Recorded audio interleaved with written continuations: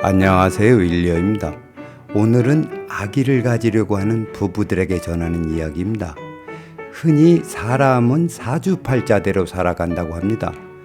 이름이야 마음에 들지 않으면 개명하면 되지만 태어나면서 정해진 사주팔자는 바꿀 수 없다는 것이 문제입니다. 사주팔자를 바꿀 수 없다면 애당초 좋은 사주팔자로 태어나게 할 방법은 있지 않을까 해서 이 영상을 준비했습니다. 그럼 시작하겠습니다. 일반적으로 임신을 하면 산모는 아기에게 좋은 영향을 주기 위해 태교를 하고 또 태어나면 조기 교육을 시킵니다. 태교나 조기 교육도 중요합니다. 그러나 그보다 더 중요한 것이 합궁하는 날 이루어지는 입퇴입니다. 제가 이렇게 말씀드리는 이유는 입퇴하는 순간, 즉 정자와 난자가 만나 수정되는 순간을 입퇴라고 하는데 그날 태어날 아기의 사주팔자가 정해지기 때문입니다.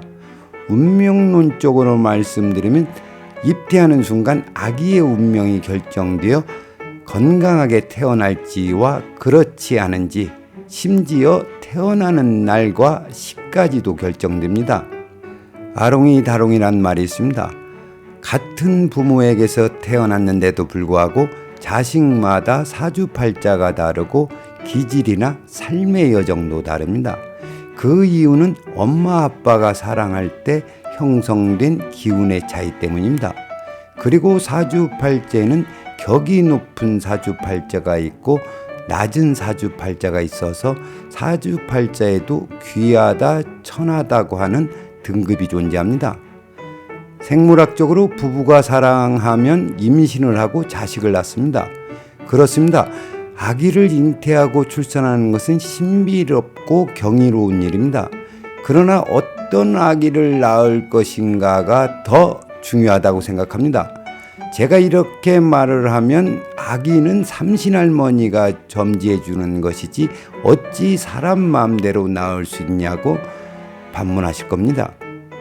설령 내 마음대로 할 수 없다고 할지라도 내 아기가 귀한 사주팔자를 가지고 나오게 하려는 노력과 수고는 매우 가치 있는 일이라고 생각합니다. 해서 내 아기가 귀한 사주팔자로 태어나는 방법 2가지에 대하여 말씀드리겠습니다. 첫째, 태어날 아기를 위한 사랑과 기도입니다.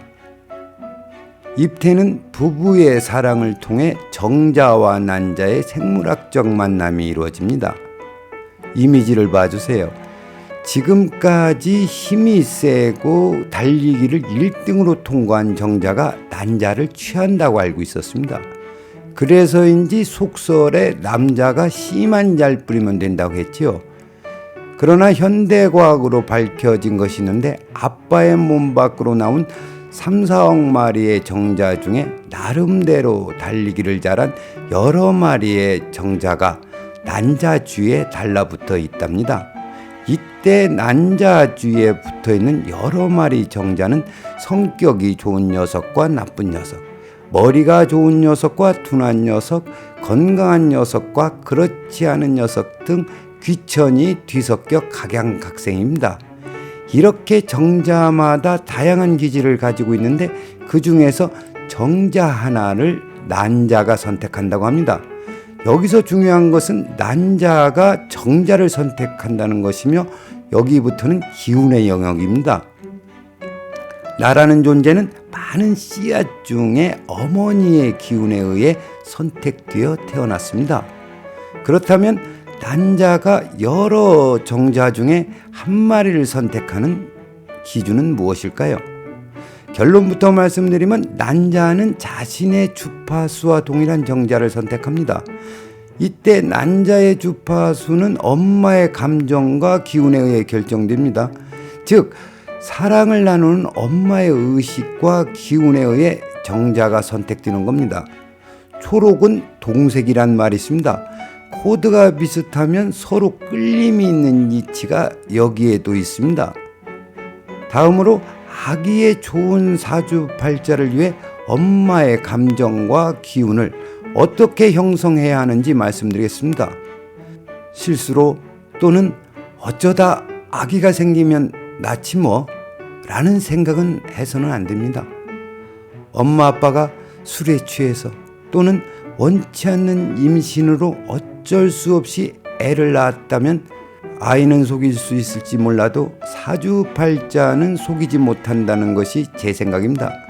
제가 이런 말씀을 드리는 이유는 성폭력 또는 원치 않는 임신으로 태어난 아기의 사주팔자를 여럿 감정해 봤기 때문입니다. 따라서 임신은 계획과 사전 준비를 해야 하는데 합방하기 전 최소한 일주일 정도 부정한 것을 멀리하고 정갈한 몸과 마음으로 아기를 위한 기도를 해야 합니다. 이때 기도는 각자가 믿는 종교에 의지하는 것도 좋고, 만약 종교가 없다면 태어날 아기의 이미지를 떠올리며 명상을 하는 것도 좋은 방법입니다. 다음으로 두 번째 방법입니다. 둘째 방법은 생기 가득한 공간에서 입퇴를 해야 합니다. 풍수지리에서는 땅이 좋아야 훌륭한 인물이 난다는 인걸은 지령이란 말이 있습니다. 보시는 영상은 논산시 양촌면 남산리로 동네가 삼태기 모양과 같아서 부자도 많고 이름만 대면 할 수 있는 유명인사도 여럿 배출됐다고 합니다. 동네를 한 바퀴 돌아보니 뒷산에서 생기가 내려와 양택명당을 만들고 청룡과 백호가 유정하게 감싸고 있습니다. 지금부터는 걸출한 인물을 여럿 배출한 이곳을 배경으로 이야기를 이어가겠습니다. 공간이 의식을 지배한다는 말이 있습니다. 이 말을 풀이하면 건물 내부 공간에 형성된 기운이 거주하는 사람의 의식을 지배한다는 뜻입니다. 그리고 명당에는 음양합일과 천지규합으로 생성된 생기가 작용합니다.